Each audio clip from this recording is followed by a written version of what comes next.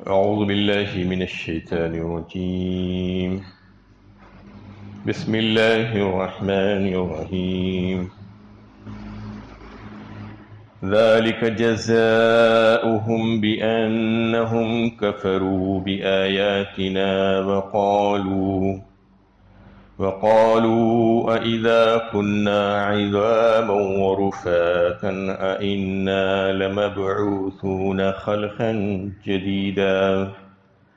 یہ بدلہ ہوگا اس بات کا کہ انہوں نے ہماری آیتوں کا انکار کیا اور کہا کیا ہم ہڈیاں اور ریزہ ریزہ ہو کر رہ جائیں گے تو ہم کو نئے سرے سے پیدا کر کے اٹھایا جائے گا. یہ سورہ بنی اسرائیل کی 98 نمبر کی آیت ہے.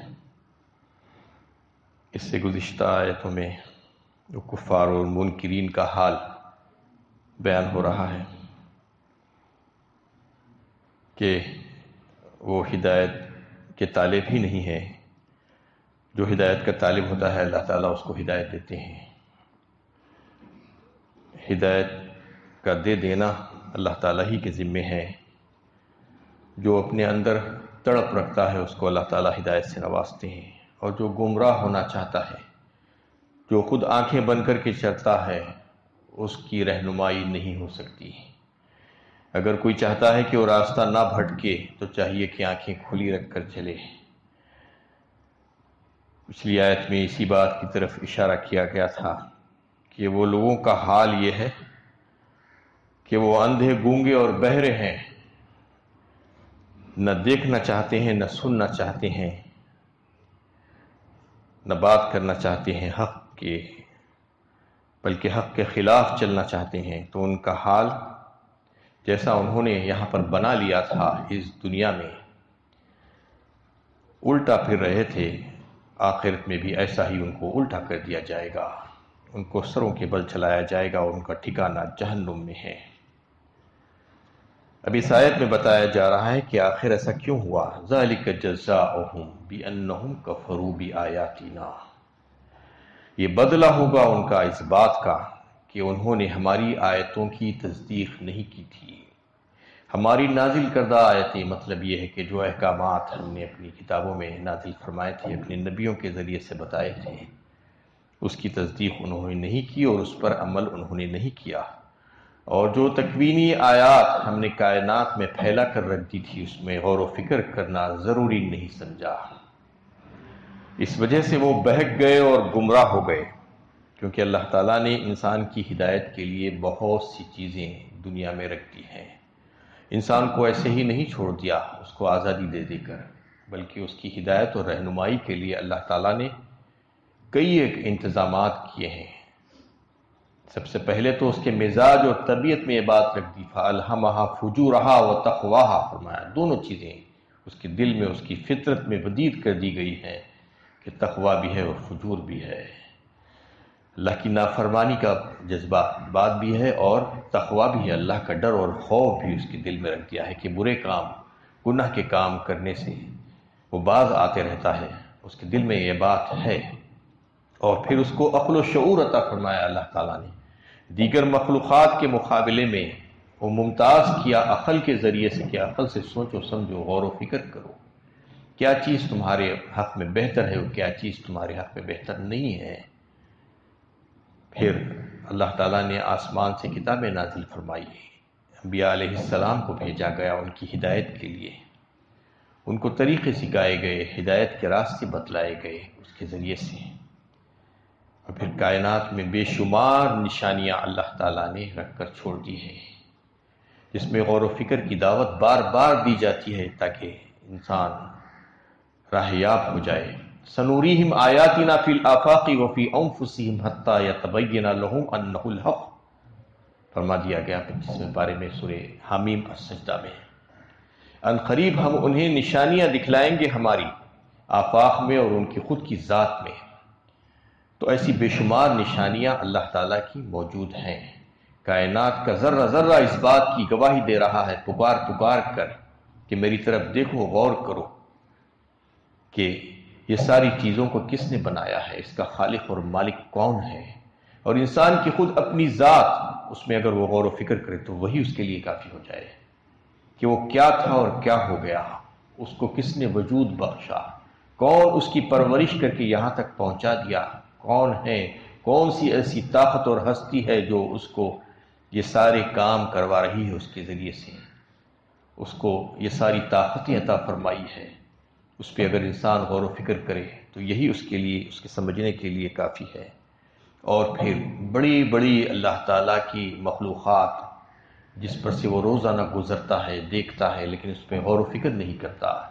الذی خلق سبع سماوات طباقا ما تری فی خلق الرحمن من تفاوت، سورہ ملک 29ویں پارے میں اللہ تعالیٰ نے آسمان کی طرف متوجہ کرایا ہے، انسان کو کہا ہے کہ دیکھو وہ آسمان، جو 7 آسمان اللہ تعالیٰ نے بتائے ہیں طبق در طبق، ایک کے اوپر ایک، سبع سماوات طباقا ما تری فی خلق الرحمن، کیا تو دیکھتا ہے کہ رحمان کی خلقت اور پیدائش میں کوئی کمی، کوئی نقص، کوئی کجی؟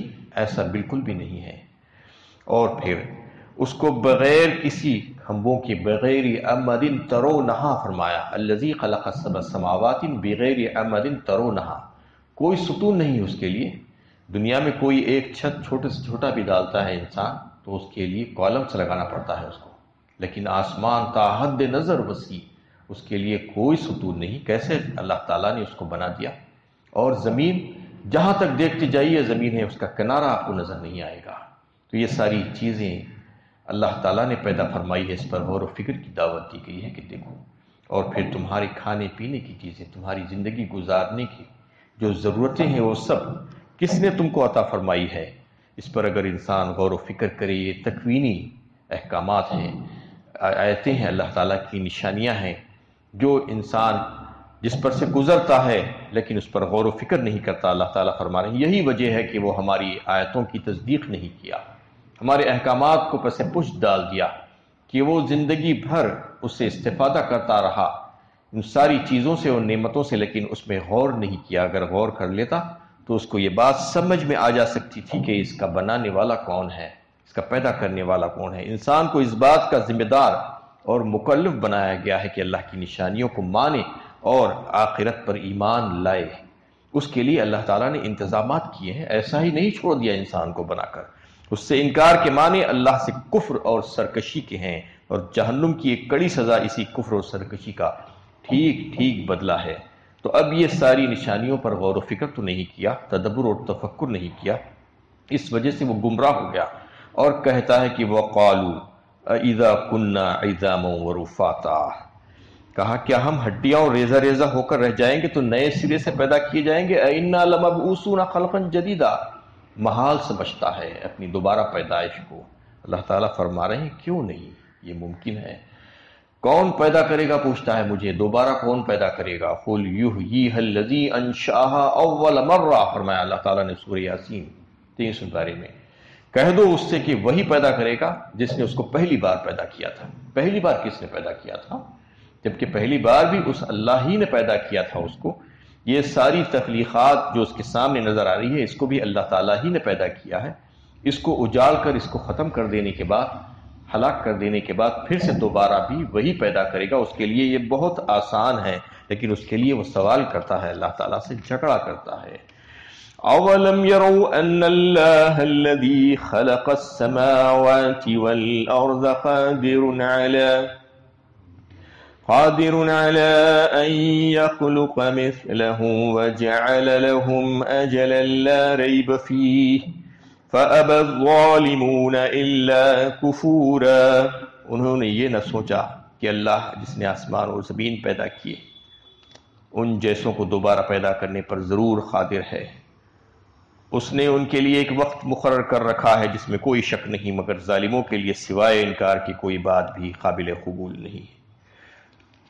پھر سے غور و فکر کی دعوت دی جا رہی ہے کہ دیکھو انسان کو پیدا کرنا بہت آسان ہے، یہ تو چھوٹی مخلوق ہے، کتنی بڑی بڑی مخلوقات اللہ تعالیٰ نے پیدا کیے ہیں، جیسا کہ زمین و آسمان۔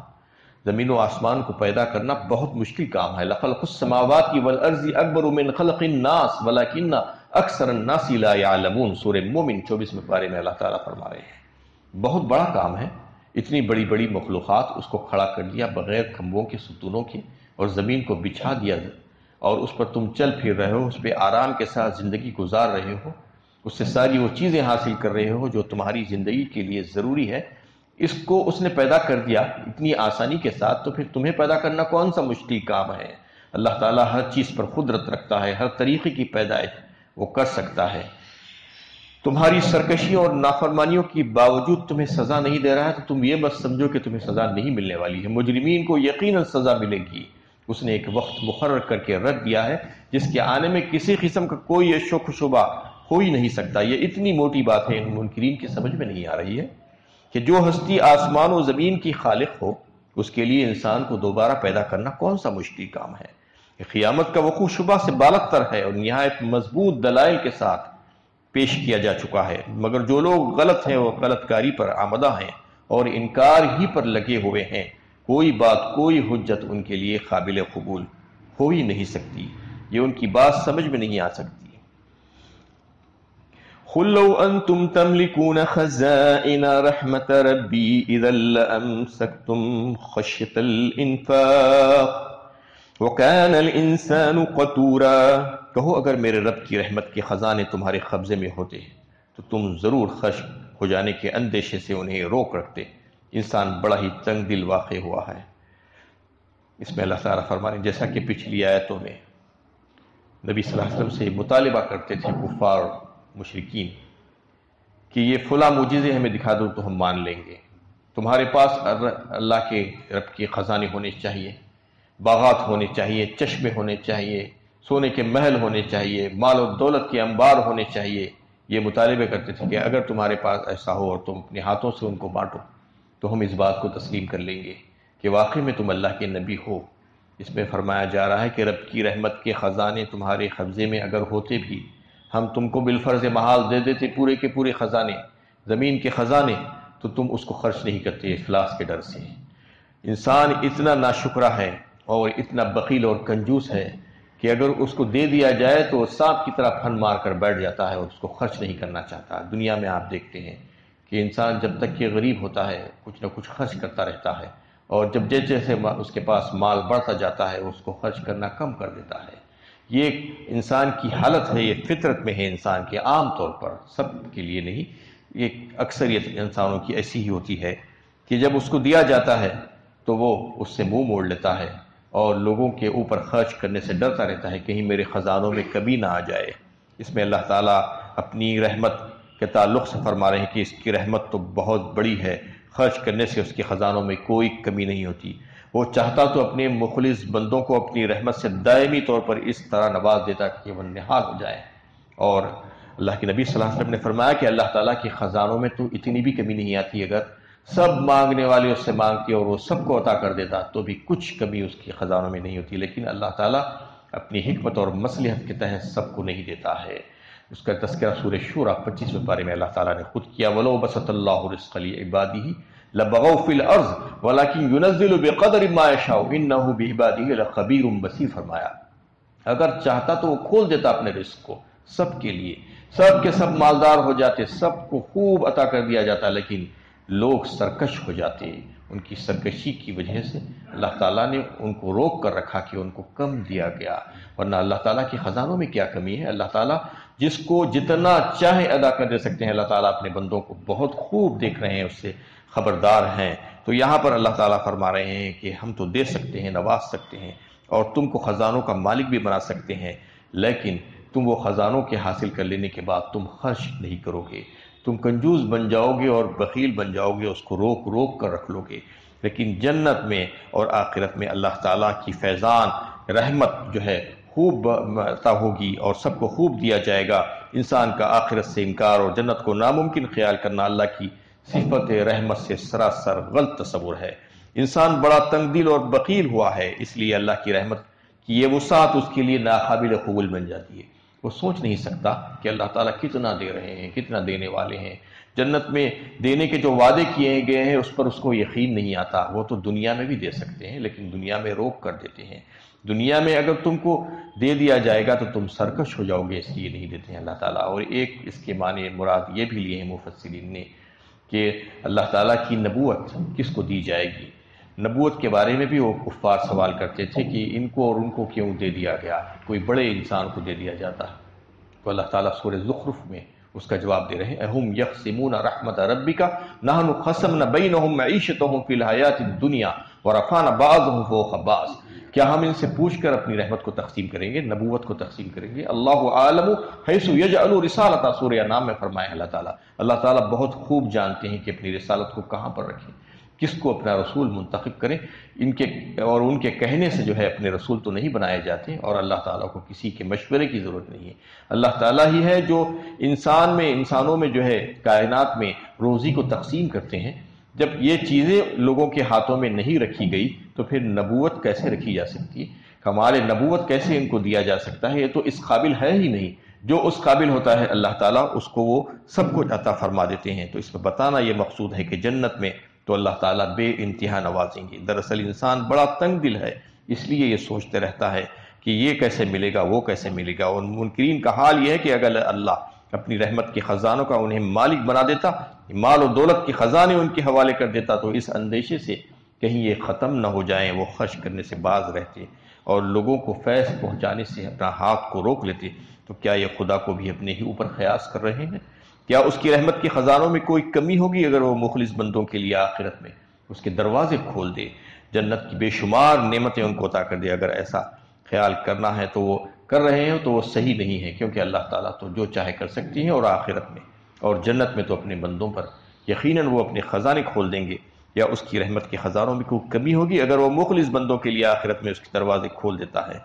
تو بالکل کھول دے گا، اور ایسا ہی ہوگا۔ اللہ تعالیٰ جو ہے اپنے خاص بندوں کے لیے جنت کو بنا کر رکھے ہیں۔ اس کا تذکرہ اللہ تعالیٰ اس میں فرما رہے ہیں کہ اگر ان کو دنیا میں بھی تھوڑا بھی دے دیا جاتا تو وہ تو واقعی میں خرچ ہو جانے کے خطرے سے اس کو خرچ ہی نہیں کرتے، اس لیے ان کو اس کا مالک نہیں بنایا گیا ہے۔ اللہ تعالیٰ سے دعا ہے کہ اللہ تعالیٰ میں صحیح علم و عمل کی توفیق عطا فرمائے۔